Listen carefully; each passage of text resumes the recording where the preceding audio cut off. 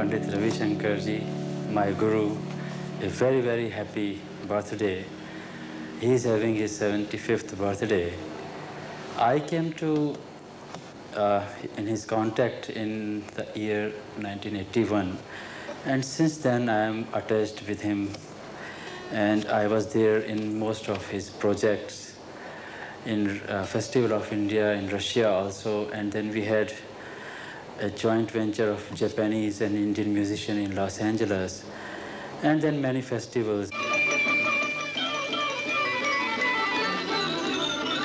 Secret lies in his gift of total submission to one person in soul and spirit, the fabled Alauddin Khan, his guru.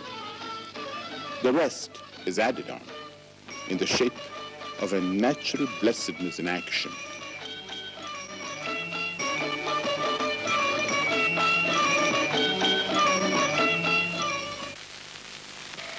Gurukul system is one of the greatest thing that has been existing in our tradition, and I sincerely hope and pray that it will continue to exist.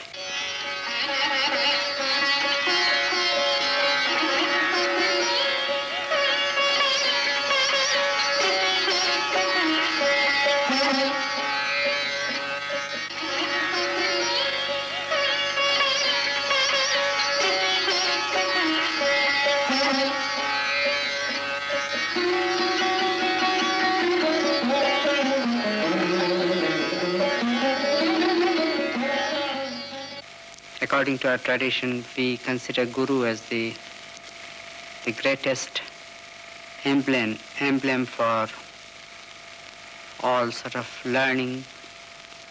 We respect the Guru, at times more than God even. And it is the total surrendering of oneself to the Guru.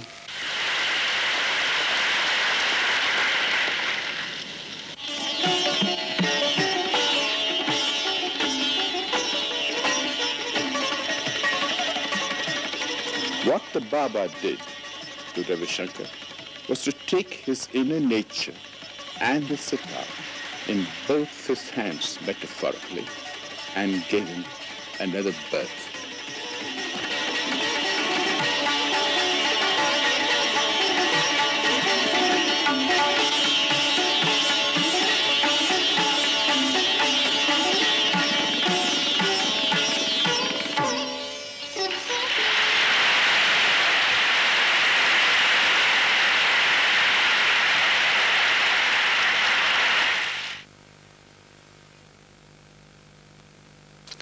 With Ali Akbar Khan, Ravi Shankar has walked a long road and traversed the path-breaking inner landscape of music. The two introduced a popular sarod sitar duet as part of the innovations in their performances.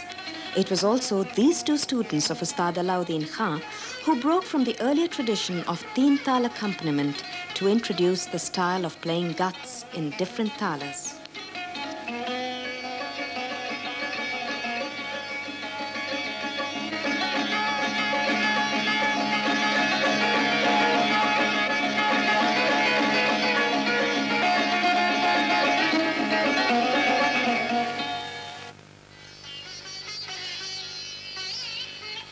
It is this element that gives Pandit Ravi Shankar's personality an aura that has nothing to do with its physical attributes. It is the quality of a man who has arrived in himself. In his own generation, there are few other parallels to this kind of musician.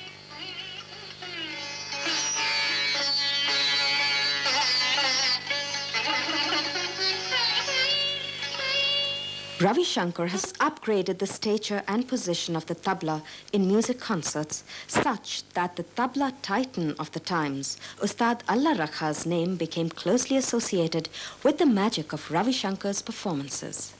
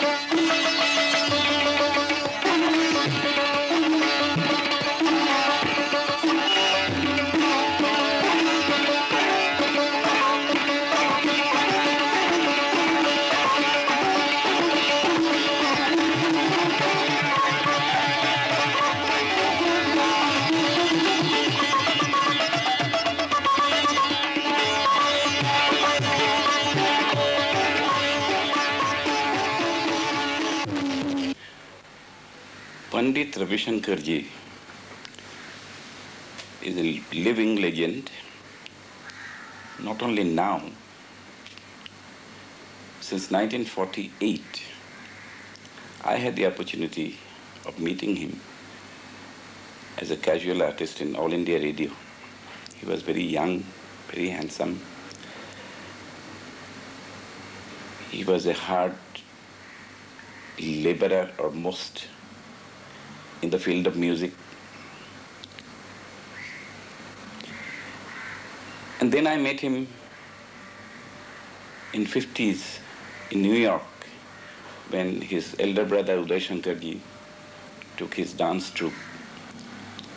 There also I have seen the popularity of Ravi Shankar's music along with the brothers' dance patterns. Even by then he has become a legend. I can say that India is lucky to have such a personality in this century as Pandit Ravi Shankar ji. Let God give him a very, very long life. It was as part of his elder brother Uday Shankar's troupe that Ravi Shankar first began feeling the stirrings of a desire that was to translate later into a missionary zeal, of widening the soulful appeal of Indian classical music in the land of its birth, as well as to carry its message and heritage to the West. What left a lasting impact on Ravi Shankar during the close cooperation with Uday Shankar was his brother's adamant refusal to use even a single Western instrument. But Paris itself exposed young Ravi to Western music in all its forms: classical, jazz, popular, and even music from the theater.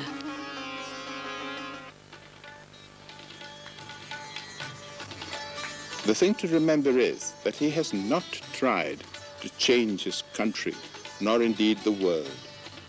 He has only worked on himself, providing those who receive from him an opportunity to transform and enrich their own lives.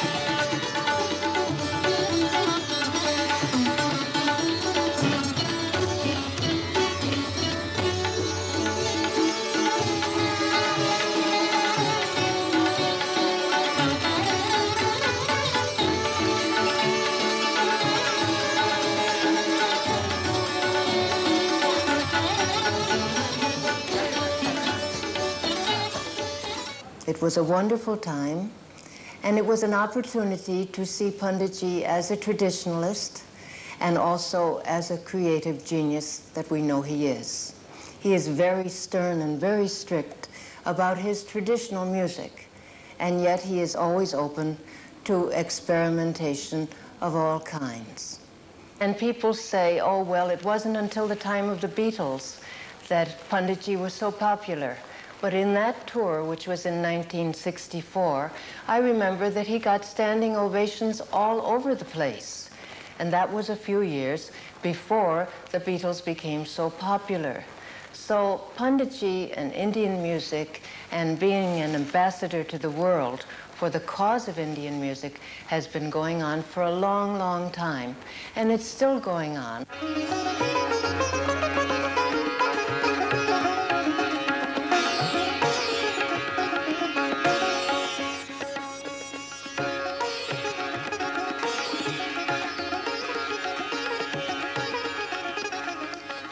Articulate, urbane, Ravi Shankar was not a musician in the traditional Indian mold.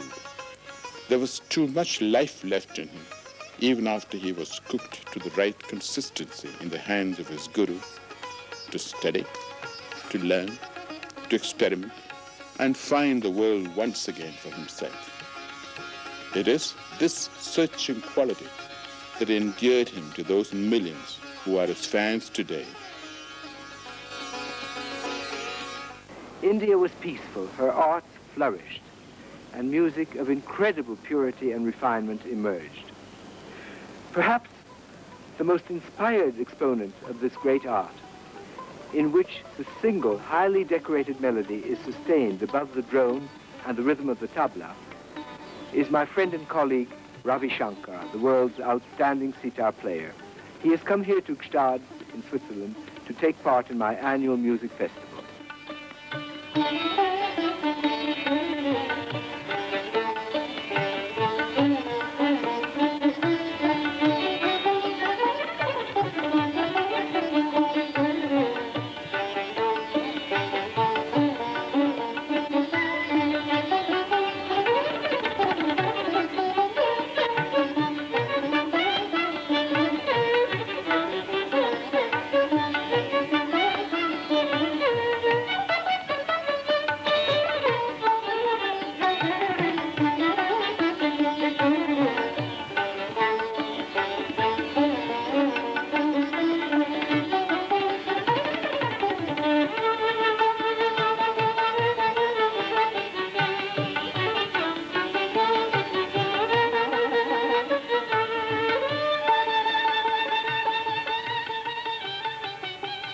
The extraordinary complexity of Indian melodic ornamentation and invention and the rhythmic, I think it is because your music has never been drowned in harmony, that you've kept the clarity and the complexities of the structure. What rhythm did you use in the last This one? was known as Rupak Tal, cycle of 7 beats, divided 3, 2, 2, like din, din, na, din, na, din, na, 1, 2, 3, and 1, 2, 1, 2, 1, 2.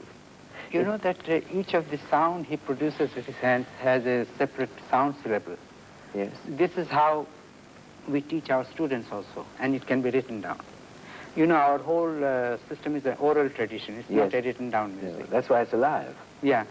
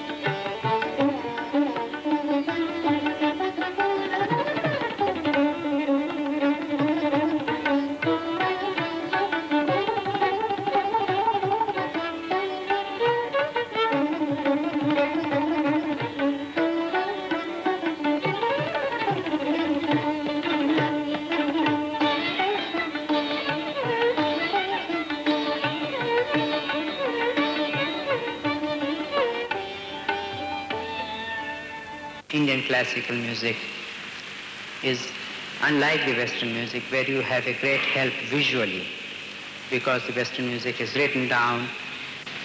With us it is very difficult. I mean, as someone said, that Indian music cannot be taught, it can be imbibed, it can be sort of planted, and it needs a congenial atmosphere, it needs a lot of peace in the mind. I personally believe that it's very hard to, you can learn the technique, you can learn the ragas, the arohis and avarohis and the bandishes, and you can have a lot of speed, you can, but to make each note alive, pulsate with life and feeling, so that it can move you, just one sa or one gandhar can give that particular feeling of feeling very lonely or feeling very sad or feeling very spiritual or devotional, bring tears in the eyes. These are the things which is not possible to achieve in a year or two. That's why I have been thinking that music should be included in the basic education from the very small age. Everyone is proud of a person. Who is that? He is our beloved Pandit Ravi Shankar ji, a sitar maestro. He has achieved so much in the field of music. He has not only mastered the art of music, but also he mastered the art of establishing it entire world. It is not easy to make others to understand what we know. To popularize and to make people understand what we know is itself is an art. He has mastered over that art also.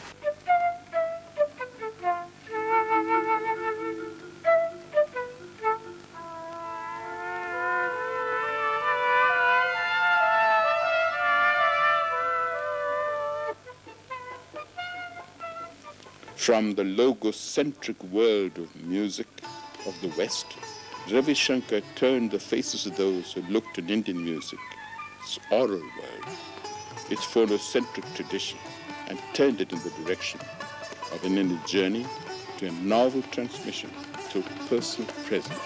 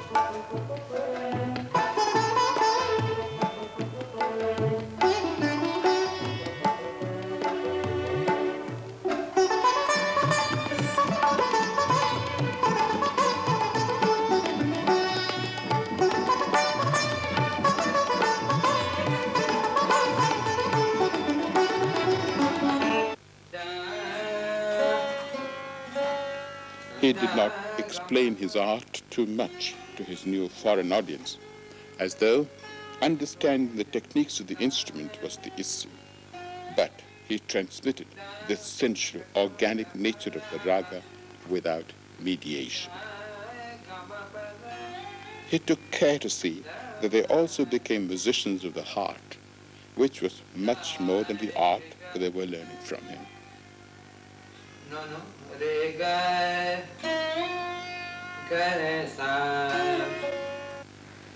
I first started going to his concerts in 1965 in San Francisco, at which time I was very moved and had several life-changing experiences listening to his music, and became a major influence on my musical tastes and my whole lifestyle.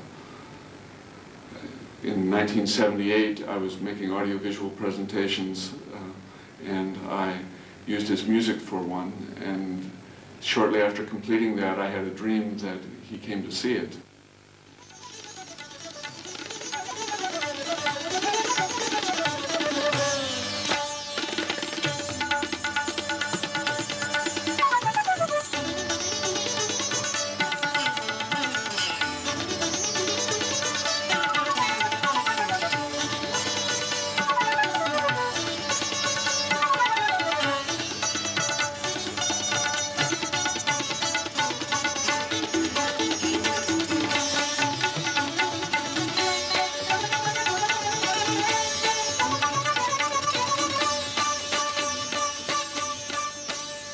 Waking up daily to the chant of Har Har Mahadeva Shambho Kashi Vishwanatha Ganga and going to sleep to the traditional lullabies sung in his mother's soft voice made young Ravi absorb music through osmosis. The solitude needed for long hours of riyaz had its roots in the loneliness of a young child whose only escape from it was in the diversions he could invent. But Banaras then was a microcosm of all of India, and around him Ravi Shankar was feeling the vibrations of multilingual India singing the glories of her gods. One thing I would like to say that, many people really don't know, or now many people might be not remembering, that the tremendous contribution he had in the world of music, where he introduced Indian classical music. And that is something which is really phenomenal, because I don't think there's ever been any classical musician who has been respected so much, at the same time being so popular. Because I remember in Los Angeles, he couldn't walk on the streets. He was like a pop star, you know, he was so popular. Many people misunderstand me as a sitar player and also me as a composer, doing a number of other things like orchestral pieces or composing music for films or ballet and such other things. Now, in the field of creativity, one cannot be very much stuck to one pattern, and especially when one has to do music for incidental music for films which are subjects not Indian, one really cannot think of doing purely classical Indian music. Therefore, I have always been very open-minded, and I have never been afraid to experiment.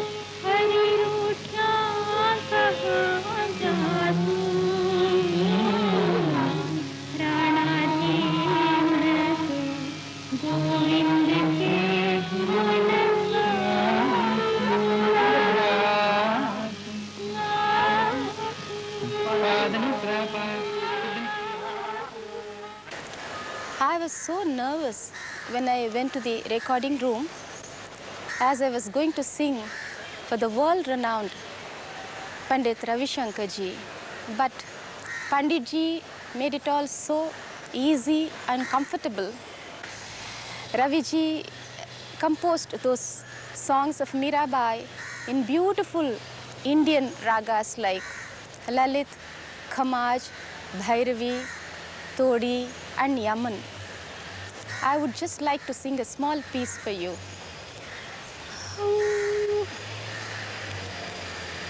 Jago bansi ware la la na jago more pyare rajani beeti भोर भयो है घर घर खुले किवारे जागो बंसी वारे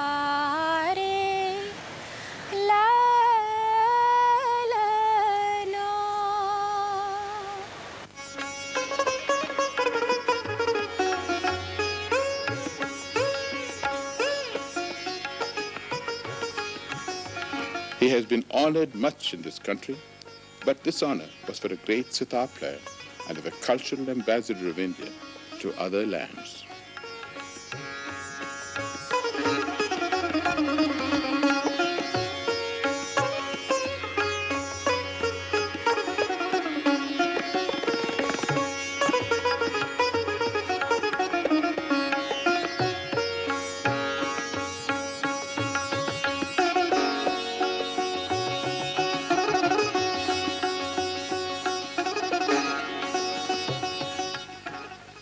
And without sadhana, nothing can be achieved. And thus, that's sort of the message that I have for the young people, is that there's nothing that can be achieved instantly or through the help of drugs or through help of, giving up everything and living a life of giving up just mere wealth is not enough, you see. One has to work hard. Unless one has the sadhana, as you said, nothing can be achieved.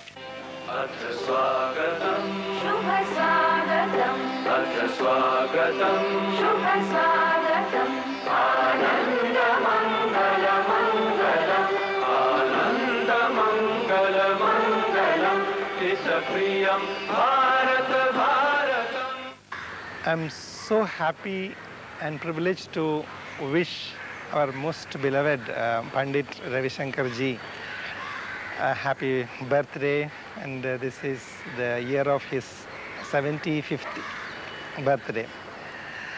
People all over the world know him only as a musical genius, but I would like to add that he is a real Sangeetajna.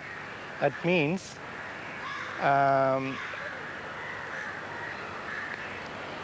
Geetam, singing, Vadyam, instrument, Nrityam, dance.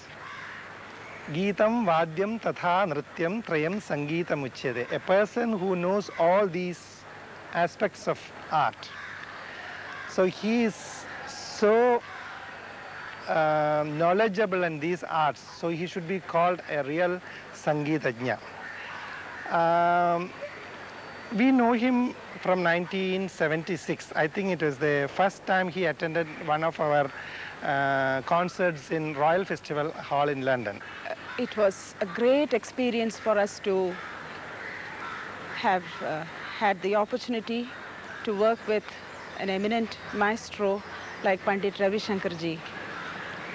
While we worked, what I found the best thing in him was he was such a perfectionist, and nothing escaped his sensitive outlook. Like he would go into the nuances, the minutest details of everything in the production, including the costumes and colors and, every little minute details he would attend to.